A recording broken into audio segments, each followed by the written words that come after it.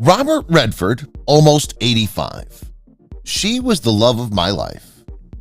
The Hollywood legend, who's been in the business for over 50 years, has experienced many ups and downs throughout his career. Redford has done it all, from cinematic celebrity roles to Oscar-winning work as a director.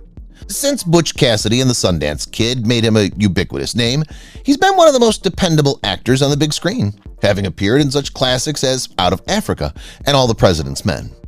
Redford may appear to be a well-known figure to many, but there's much more to him than the average fan realizes. And his life is as extraordinary as his many performances. Redford is now over 80 years old, which may come as a surprise to those who grew up with him. Throughout his life, he's experienced many difficulties and catastrophes, as well as triumphs and success. These details will provide a more complete portrait of one of cinema's finest actors.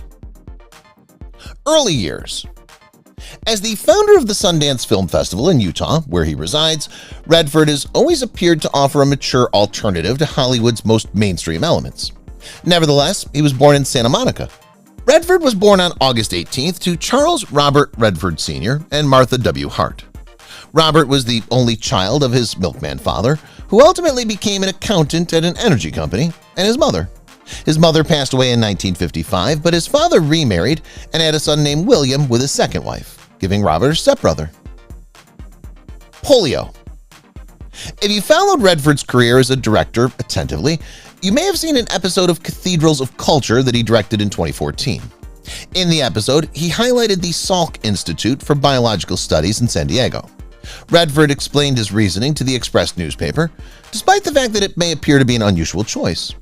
The Salk Institute was named after Jonas Salk, whose claim to fame was the development of the polio vaccine. This is a connection between Redford and Salk's effort. As a child, Redford genuinely suffered from polio, despite his reputation as a robust and athletic adult. Fortunately, his symptoms were minimal, and he recovered without any enduring complications. However, the experience left an impression on him, and he supports efforts to eradicate the disease. Trouble in school. Nobody can dispute that Robert Redford is intelligent and artistically talented, but he never did well in school. According to him, he had a wandering mind and was constantly ruminating about something else. I've never been an excellent student in my entire existence. My consciousness was completely absent. Underneath the desk, I drew. I sketched images, he told Rolling Stone in 1980. I wasn't learning the way I was supposed to learn, Redford continued, and I believe I realized that my education would occur when I got out into the world and engaged with other cultures, other places, and other languages, and had the adventure of exploration. And I thought, that's my education. Crimes and misdemeanors. Not only was Redford a subpar academic as a child, but he was also not exactly a model citizen. In fact, he violated the law multiple times. Don't fret, his days of perpetrating wrongdoings are long past, and he was never been that awful. In a 1980 interview, he acknowledged his disrespectful conduct. As an adolescent, he had stolen hubcaps from automobiles, broken into people's backyards, and used their bathing pools. These minor acts of adolescent defiance resulted in his arrest on multiple occasions, but he never went to prison.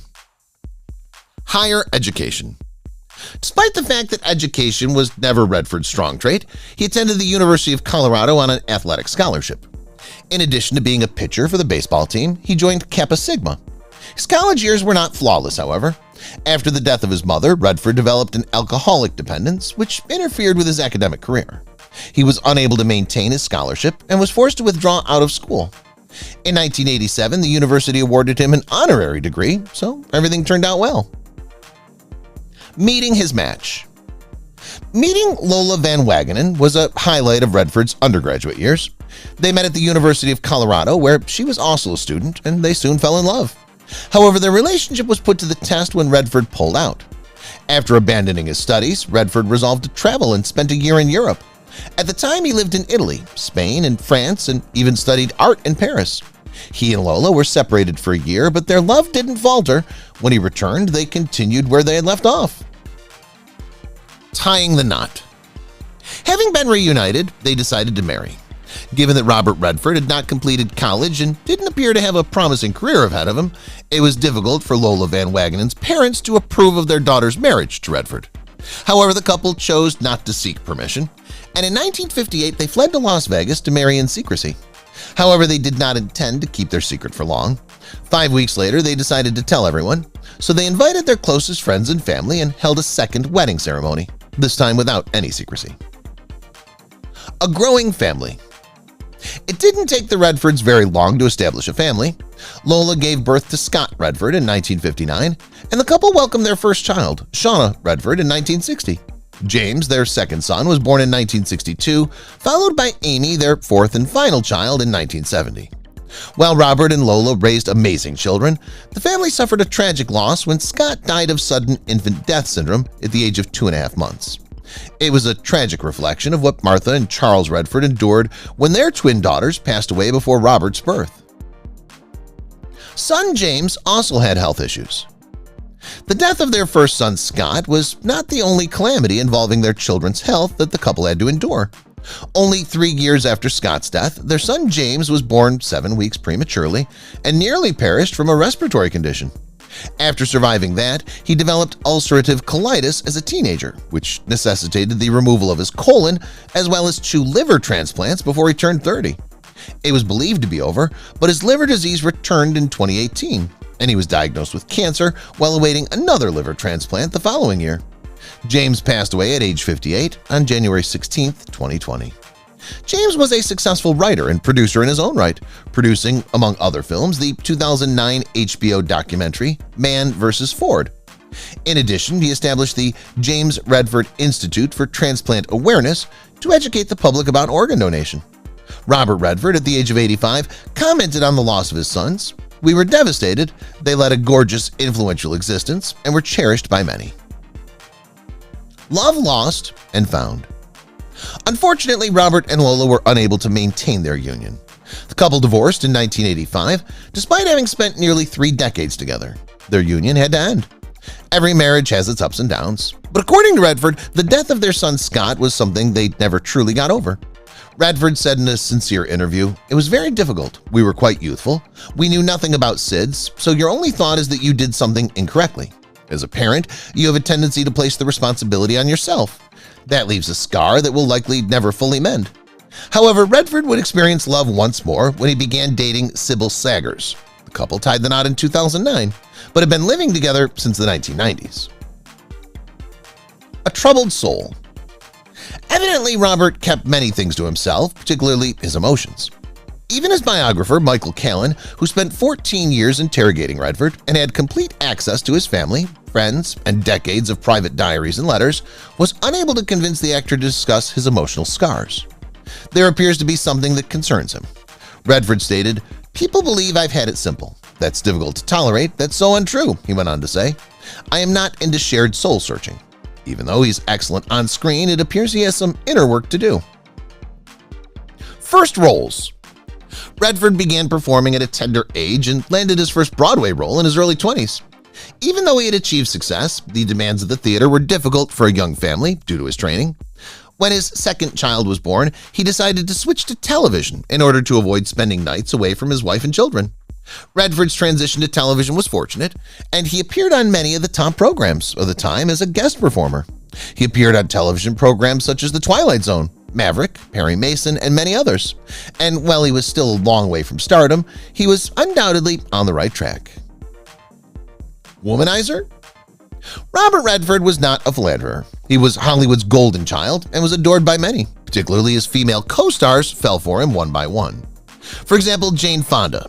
Jane Fonda was apparently enamored with Robert. "I was head over heels for Bob. Nothing ever transpired between us, but he was an incredible kisser. I had an insane infatuation. I couldn't wait for the sequences of affection. The only drawback is that he dislikes performing love scenarios." Fonda once discussed her bed sequences with Redford while filming Our Souls at Night on the Ellen DeGeneres show. She stated, "Eventually there is a love scene. I'm pleased with the romantic scenario. I'm disappointed because it was so brief." She joked on another occasion, "I live for sex scenes with Redford." Redford and Streisand. Redford's collaboration with Barbra Streisand in The Way We Were was one of his most memorable on-screen pairings. The film was another enormous success, becoming one of the most popular romantic films of the 1970s and featuring an Oscar-winning theme song and Best Original Dramatic Score.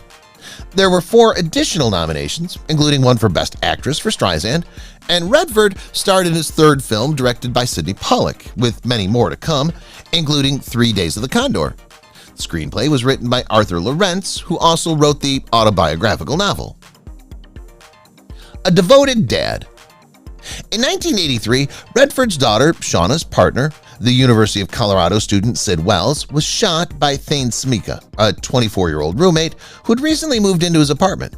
Sid had been having difficulty getting Thane to pay his rent, and the shooting took place the day before the rent was due. Redford halted production on The Natural, the sports film he was starring in at the time, so that the entire family could attend Sid's interment, and Shauna quit school as a result of the incident. Ages like wine.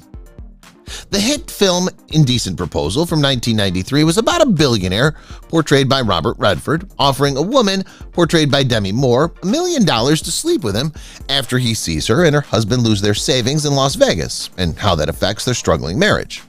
The story poses an intriguing, not to mention titillating, what-if question for many viewers, but it's also another instance in which Redford's attractiveness somewhat turns the tables. Even though he was approaching 60 when the film was released, he was still one of the most desirable men in the world, which alters the equation significantly. Retirement.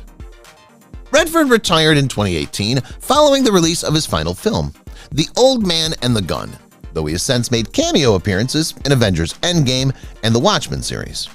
The film industry is no longer a part of his existence, and he finds tremendous solace in living in nature and spending time with his grandchildren. After 6 decades of acting, directing, and producing innumerable amazing performances in films, he has surely earned his retirement. However, even though he's ceased creating movies, audiences will continue to watch his iconic performances.